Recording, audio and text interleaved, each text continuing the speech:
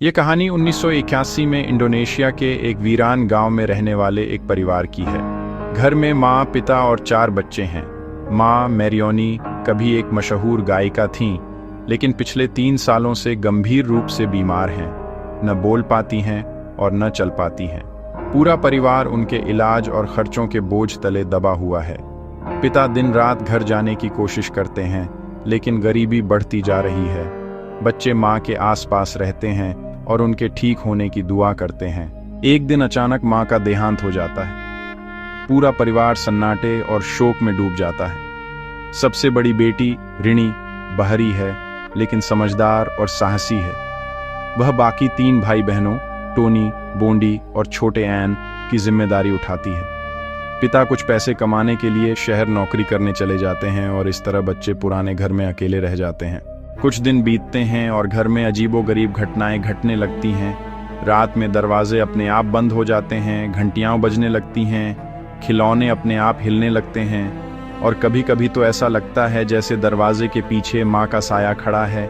बच्चे डरे हुए हैं, लेकिन समझ नहीं पा रहे हैं कि क्या हो रहा है।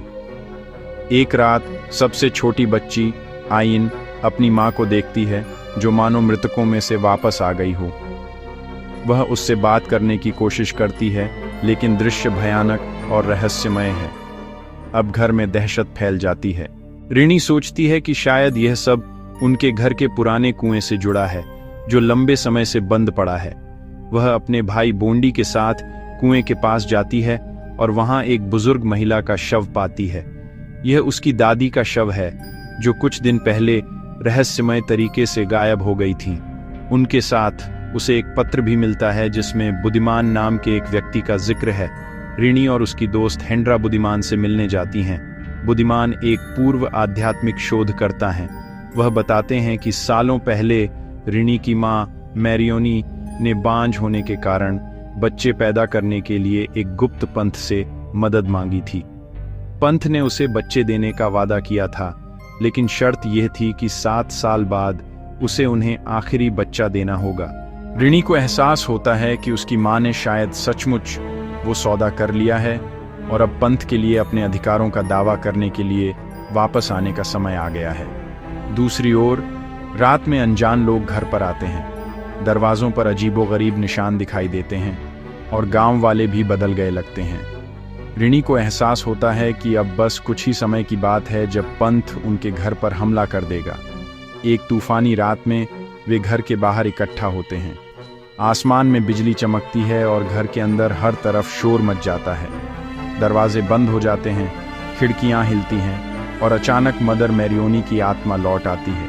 वह जिंदा लगती है, लेकिन असल में वह एक राक्षसी बन चुकी है। उसके साथ पोकोंग जैसे कई शव प्रकट होते हैं और हमला करते हैं। रिणी और उसके भाई बहन चीखते हैं।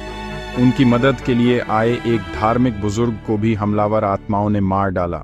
इसी बीच अयिन का जन्मदिन आता है। वह 7 साल का हो जाता है।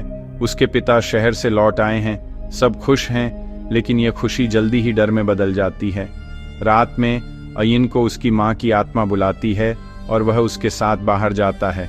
उसके चेहरे पर मुस्कान है, लेकिन सच्चाई यह है कि वह पंथ के वश में है। वह उनके साथ खो जाता है और बाकी परिवार असहाय है। थोड़ी देर बाद बुद्धिमान लौटता है और उन्हें बताता है कि पंथ अब पूरी तरह से जाग गया है। वह सभी को तुरंत घर छोड़ने के लिए कहता है। परिवार घबरा जाता है, अपना सामान पैक करता है, कार में बैठता है और निकल पड़ता है। उन्हें लगता है कि अब वे शायद सुरक्षित हैं, लेकिन सच्चाई कुछ और ही है। 1 साल बाद वे शहर के एक अपार्टमेंट में रहने लगते हैं। जिंदगी सामान्य लगती है, लेकिन उनके दिलों में डर बना रहता है। एक दिन उनकी नई पड़ोसी दारमीना आती है, जो देखने में दयालु और मददगार लगती है, लेकिन असल में वह उसी पंथ की सदस्य है। समय आ गया है, वह कहती है, और कैमरा धीरे धीरे झूम आउट हो जाता है। हमें पता चलता है कि पंथ अभी खत्म नहीं हुआ है और परिवार अभी भी उनके जाल में फंसा हुआ है। फिल्म एक भयानक सन्नाटे में खत्म होती है। दर्शक सोचते हैं कि क्या यह सब खत्म हो गया है या बस एक नई शुरुआत है। शैतान के गुलाम सिर्फ एक डरावनी फिल्म नहीं है, बल्कि एक माँ के प्यार, समर्पण और अंधी इच्छाओं के अंधेरे पहलू को उजागर करने वाली कहानी है। यही वजह है कि यह फिल्म दर्शकों को अंत तक बांधे रखती है और अंत के बाद भी उनमें डर और जिज्ञासा बनी रहती है। ऐसे ही और वीडियो देखने के लिए हमें सब्सक्राइब करें। Dark reel explanation.